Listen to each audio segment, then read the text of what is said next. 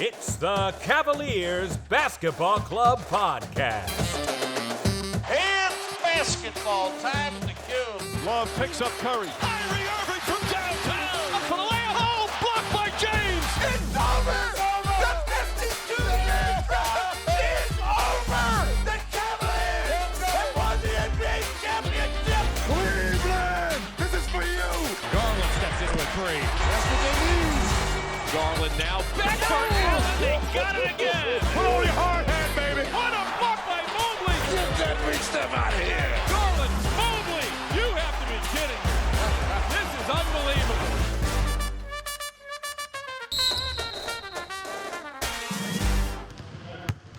The and one. Welcome back to the club. Well, the season has begun and we got to watch the Cavs lose to the Toronto Raptors 105-108. It really felt like we lost to the refs more than anything, but we'll get into that. After taking a couple of days to digest what happened, we definitely have thoughts, and we'll do our best to keep our no swearing policy alive for this episode. Right, Colin? I'll try my best, Adam, but it will be difficult. The team showed a lot of heart and executed well at times, but that is not how we wanted the first game of the season to go down. There's a lot to figure out with this frustrating loss, but what were your biggest takeaways from the game? You know, I'm gonna try to open it up with a positive and a negative. I thought overall the team looked like it executed well on offense at times, like it ran good sets, and they were able to score when they got their shots off. And on that note, a huge positive from me that you and I were super surprised by was Cedi. Cedi showed up and nailed a few threes and looked competent on the offensive side of the floor and was able to hold up a little bit on defense. So I was really pleasantly surprised by that. Now, we've seen this in the past with Cedi. He starts off hot at the beginning of the season. Maybe this year he'll change his stripes, as they say. It's the Tigers, right? Tigers, can they change their stripes? So maybe Cedi will keep that going. That would be great for the team. On the negative side, it kind of goes without saying, is that Darius Garland getting hurt. He didn't look super great against Toronto in the first half. He was pressing a lot. Some of his choices in his shots were not super well planned or thought out. And then on top of that, he gets poked in the eye by Gary Trent Jr. because Gary Trent Jr. doesn't know how to play defense. So he just pokes dudes in the eye. So that was my negative, probably the biggest negative of besides the loss, was that Darius got hurt. And hopefully he'll recover okay. It seems like it's just a lacerated eyelid and his actual eye itself isn't hurt. But those were two of my larger takeaways. What were some of yours, Adam? Well, yeah, I'll start right with Garland. It was definitely scary. I think as a fan, if you understand kind of the worst case scenarios that can happen in a basketball game, that is at the top. Any eye injury, head injury like that, it's scary. It could be your career. And the angle of incident that he came at him with his hand could easily have popped his eye out or gouged his eye out. You don't know about fingernail length or any of that. And the fact that the guy was on the floor for as long as he was, the timeout, the TV timeout took as long as it did, and he was still on the ground dealing with the issue when they came back many minutes later. We all knew it was bad. So I'm thrilled that he has his eyeball. I've seen instances where I had an animal once that had its eye just about gouged out, and it's amazing how the eye can heal.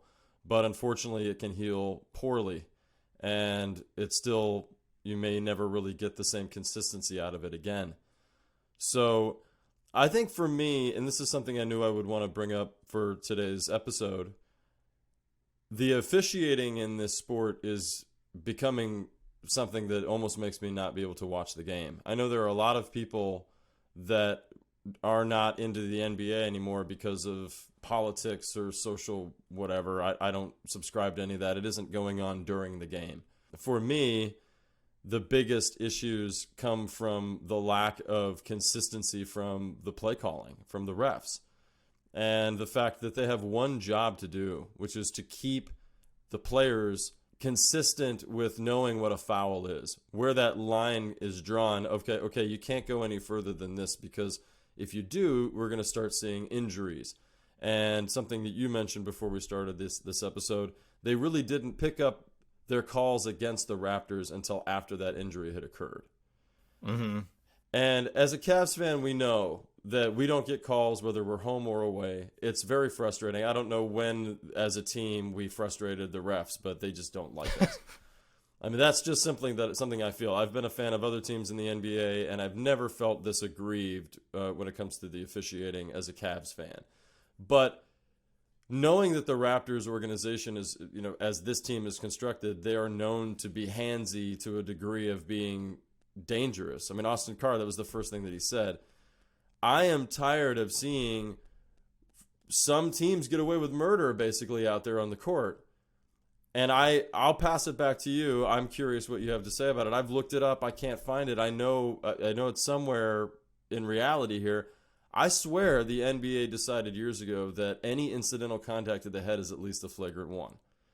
And the fact that the flagrant foul, when I look up flagrant fouls in NBA officiating, flagrant one penalty, unnecessary contact committed by a player against an opponent. That's just a flagrant one. That's all it is, unnecessary contact. I would call that play unnecessary. He went for the ball, yes, but he didn't have to. And he went dangerously close to his face, which he didn't have to do. A flagrant 2 penalty is a hit to opponent's groin, violent swing, or hard contact to an opponent's head.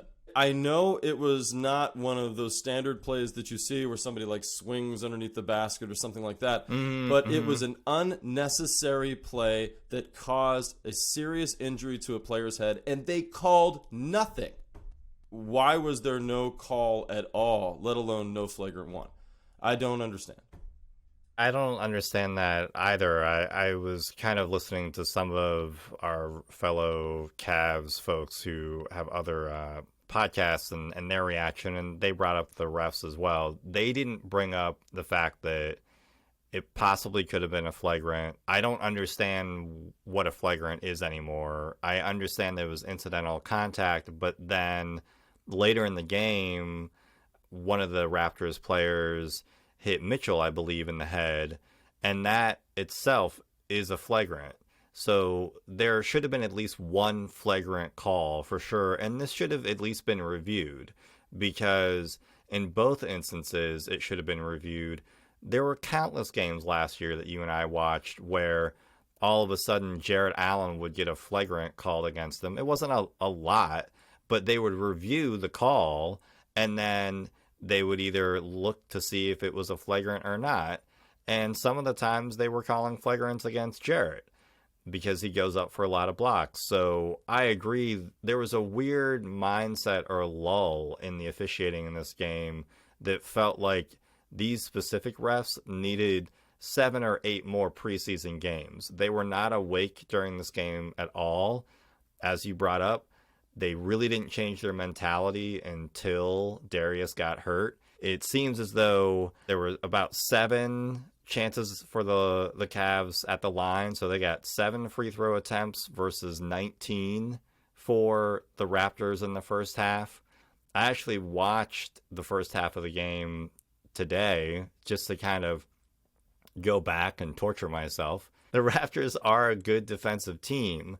So, yes, some of those calls that the Cavs should have gotten or they would have gotten against other opponents, you might not get against the Raptors because they are more defensively sound.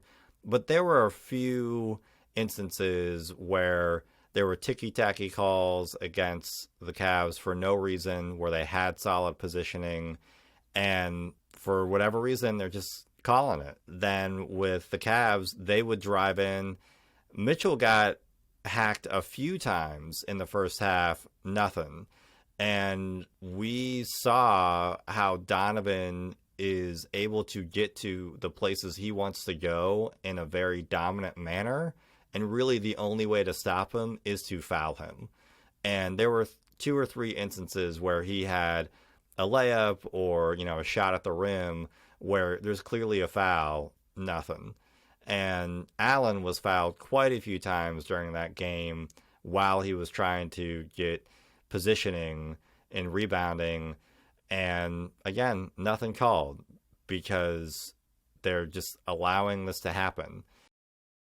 I don't consider a team to be a good defensive team when they play like that. I consider that team to be a mediocre defensive team that gets away with murder. We were texting back and forth during the game, and I know you were giving them more credit in the first half than I was, and maybe they deserved it, but I had a really hard time giving them any credit because of the disparity between the calls. Oh, yeah. We were getting hacked left and right, and nothing was being called. Meanwhile, we'd barely look at them, and they'd make a call. You're already in the hole anyway playing it on the road. I understand that you just naturally get home calls your way, but like you said, it felt like the refs were not awake. Like they needed more prep to start the season and that they were not ready to call the game. But at the same time, they were calling it on one half of the court. So really, I don't have an answer other than to say that I think that the NBA has always had a policy of have the calls lean towards the home team. And for whatever reason, I think Austin Carr hit it on the head. They foul. It's like in football, you can't call holding all the time because you call it on every single play. So clearly they're doing these things with their hands so much that the refs are just deciding, okay, well, we're going to let those things go. But that's not fair. That's not consistency within the game. You need all the teams have to have that ability to do that, or there needs to be some penalty to playing that way. For me, there's a way to call it where you call that physicality out within the first 5 or 8 minutes. We've seen this in games before where, yes, they might consider it ticky-tacky, but guess what? It's going to be ticky-tacky on both sides for a little while before you all start understanding that grabbing and holding is not going to be permitted tonight, right? And I actually wrote this down when I rewatched this morning. Dean Wade had a drive to the basket in the first quarter around, I believe there were around 5 minutes left. He drove and put the ball up and got a shot off in spite of the fact that he got knocked around 2 or 3 times by the Toronto Raptors defenders in the paint. And the refs just were like, cool, nice basket there, Dean. Good job. It was like, what is going on here? Like, clearly they were surprised that Wade even drove. And then they were shocked that the Raptors, basically their defense, because they don't have any actual rim protectors, it's all 6'8" dudes who weigh less than you and I do. They just were just hitting their arms, or they did a ton of like pushing the body underneath their arms to try to push them away from the basket. There was a ton of fouls like that. And it's like, none of those were called until the second half after Darius went down. If he had manned up on him defensively and they were scrapping back and forth and he was trying to stop him from inbounding the pass, that's one thing. Oh, incidental contact. You got caught up in each other. Fine. This is a cheap shot. It's out of nowhere. Garland didn't even see him coming. It's just all of a sudden he's looking one direction and all of a sudden a hand comes out of nowhere and hits you in the face. I do not get how that's not even a foul. I mean, we just had the ball. The next thing I knew, Garland was in the locker room and we were dribbling the ball up the court. Like that, you can do that? You can go for the ball and foul somebody in the face and they won't call anything at all? Yeah, and I was thinking about this as well because it was Gary Trent Jr. who committed the foul in our, and he is the Raptors' worst defender. I mean, he's worse than Van Fleet, who is 6'0". And this is what happens when you bring in a guy like a Gary Trent Jr., a player like that, who isn't known as a good defender, and you say, you need to do certain things, you need to act a certain way to stay on this team. You need to have a certain mentality. Well, but if he's not coordinated enough and not able to be defensively sound enough, this is what happens. Injuries happen because this player all of a sudden feels the weight of, oh, I need to perform defensively and do these things, but he's not good enough to do it. So sloppiness happens. It also felt like one of those games that, like an all-star game or something, where nothing really mattered, and people, the spacing was weird, and people were kind of going for plays that normally they wouldn't do at that stage in the game. Like, to go for an inbound pass steal in that moment it just for the flow of the game made no sense. It was like they had this mentality out there they could do anything they wanted to do, and that was based on what the refs had provided to them. They were doing full court press within the first 5 minutes of the game.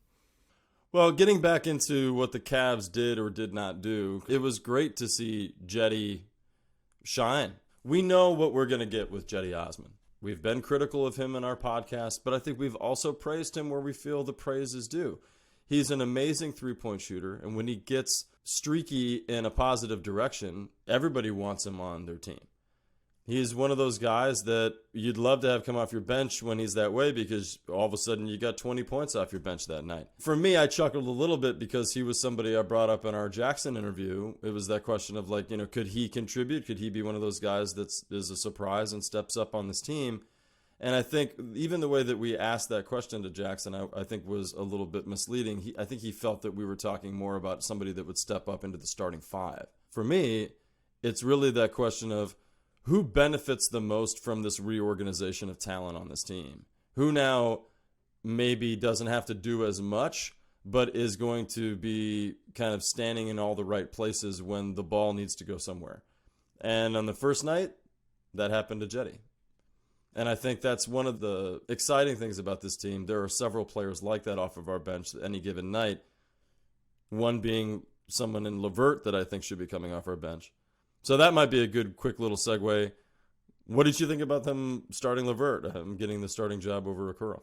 Especially after Cleveland.com dropped that Okoro expose about everything he'd been doing in the offseason and all the last 3 years of the Cavs putting a lot into his shot. To me, they've been kind of setting things up for the last several weeks to say, yeah, this is Okoro's job. And I was a little surprised that it wasn't. Well, what's funny is I listened to the Wine and Gold podcast, and even though Fedor wrote that piece, he still thought that LeVert would start because of the way that JB was kind of reacting in some of those questions and some of the media availability after practices. And they did kind of push LeVert during the actual media day about how he was healthy and all these things were happening.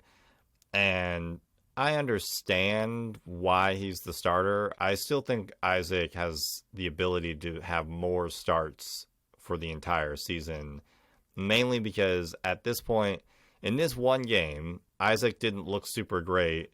LeVert looked solid.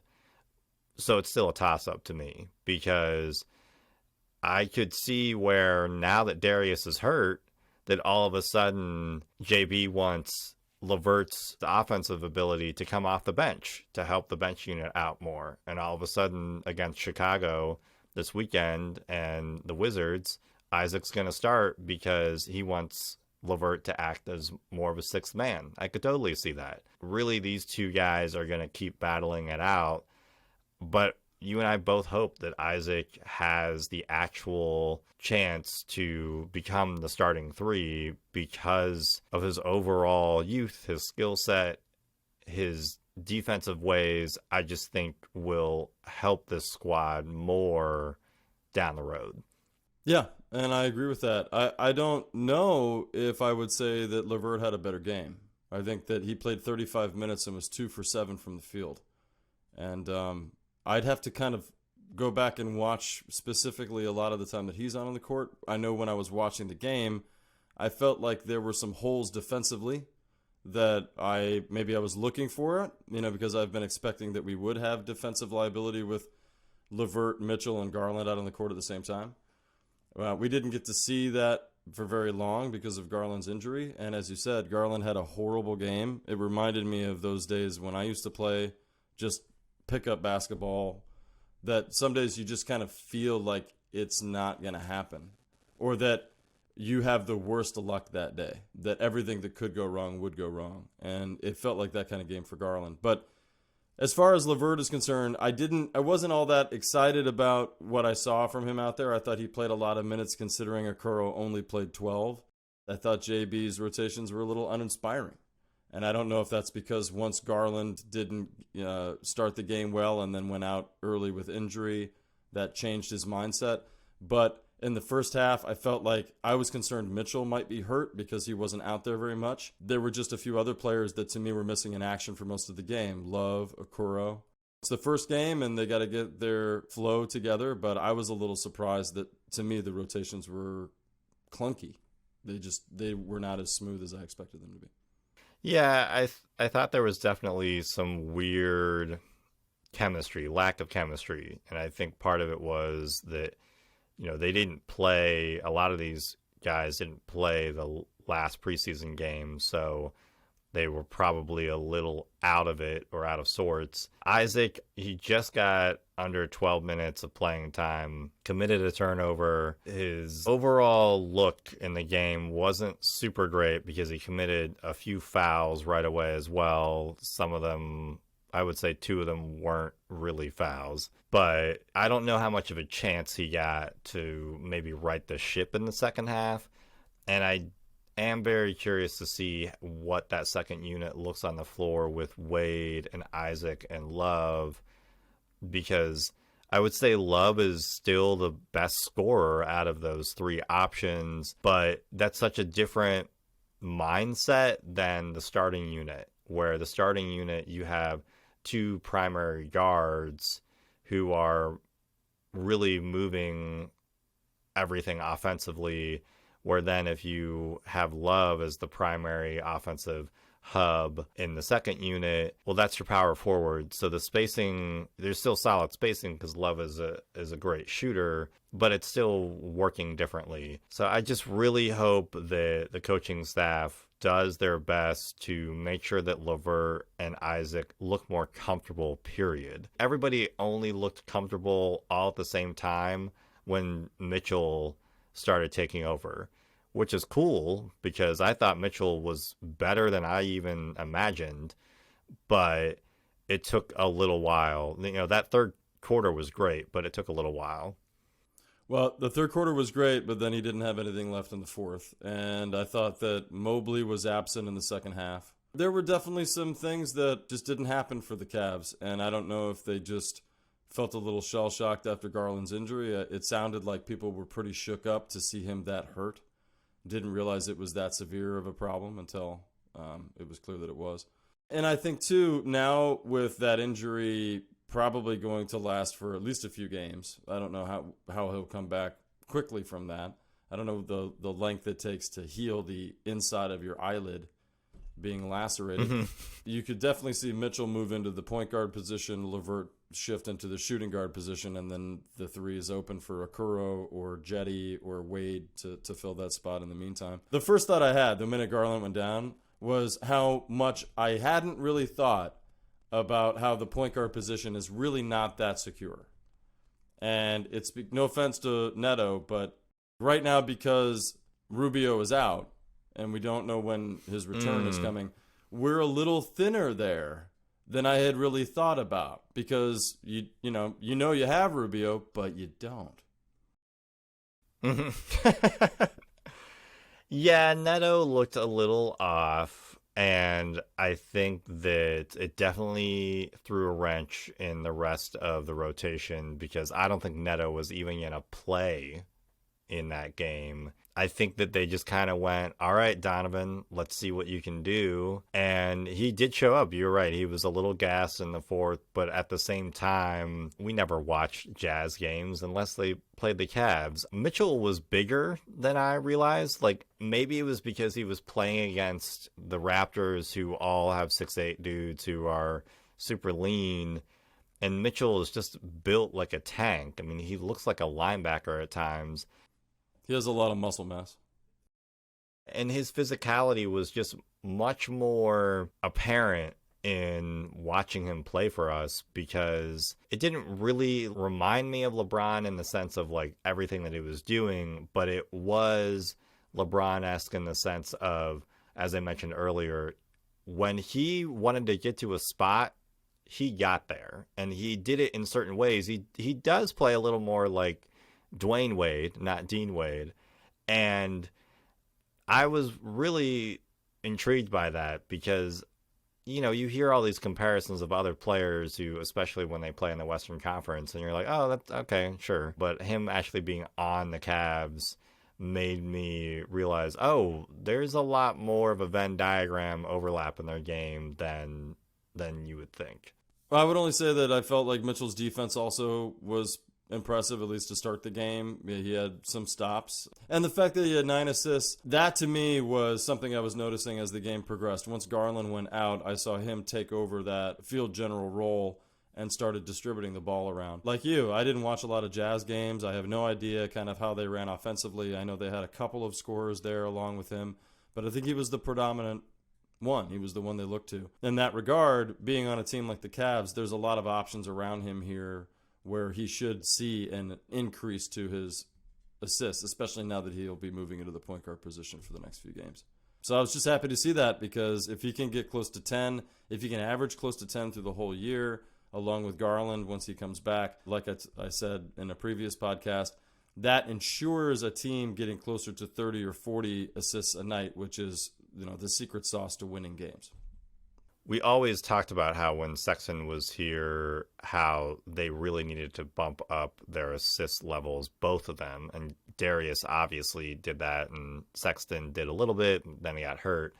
I have no doubt that the two of them could average 10 a night if they're really humming. I think last year I counted like all the games that we had over 40 assists, we won. Once you hit 40, it's like that secret ingredient of like, oh yeah, you can have a lot of other mistakes, but just the fact that you were distributing the ball that well and so many people got involved. I mean, I think last year we had 6 or 7 guys in double digits some games. It was just really, that's what you want. So this weekend, the Cavs open up at home against the Wizards. You are going to the Wizards game. I'm not jealous. What? Who said I was jealous? And I just wanted to ask you, what are you hoping to see? Well, I want to see a win. You know, you're coming home. It's the first home game of the year. I think to be successful in this league, you've got to win your home games no matter what. And I know that seems like a very obvious statement, but nowadays, you know, even the really good teams, they don't have a great road record, but they only lose a couple at home, so it makes a big difference. So I think that just to start out the year with a win at home is such a big thing for the team and for the fans. That's my biggest hope, is that they're going to scrap something together and get a win. I would say what I'm looking for from the players' perspectives when I go to the game, they need to start being more accountable. Already, the very first game, I was seeing some of that rear its head. And so I think they need to continue to work on that and make sure that they're being as efficient with the ball and as trustworthy with each other as they possibly can be. I think they were shell-shocked a little bit against the Raptors that they were treated the way they were from the officiating. But yet, I think it was a very promising thing that we got blown out in the fourth quarter. We still only lost by 3. I was impressed that for most of the game we hung with it, even though we really should have been blown out because of kind of the circumstances. I want to continue to see that too, that no matter what they run into per quarter, that they continue to fight back and keep it close. I'm curious to see how JB sets up the Cavs, especially since we know that Darius is out. My magic hope would be that somehow Darius is playing against the Wizards, but I don't think there are any shooting stars that I'm going to encounter where that would come true. By the time that they get to that home game, they will have some comfort level with each other. I think that Mobley had an off-kilter game against the Raptors, and I think some of that is just chemistry. We know that he tweaked his ankle, so just chemistry and kind of patience on the floor. There were some plays that he made that were just astronomical, but at the same time, he seemed a little rushed as well, kind of like what Darius is doing. So just everybody needs to calm down a little bit be patient like what Donovan does, and execute well, because I think this is their floor. And that's a pretty solid floor when you only lose by 3 against what some people think will be a 4 seed or a 3 seed in the East. They could surprise teams. So this is their floor, and I think they can build from here and have Allen and Mitchell be those leaders and execute better, have better presence, and actually build some of that chemistry to get a win, especially the home game. Thank you for listening to the Cavaliers Basketball Club podcast. Let's go Cavs!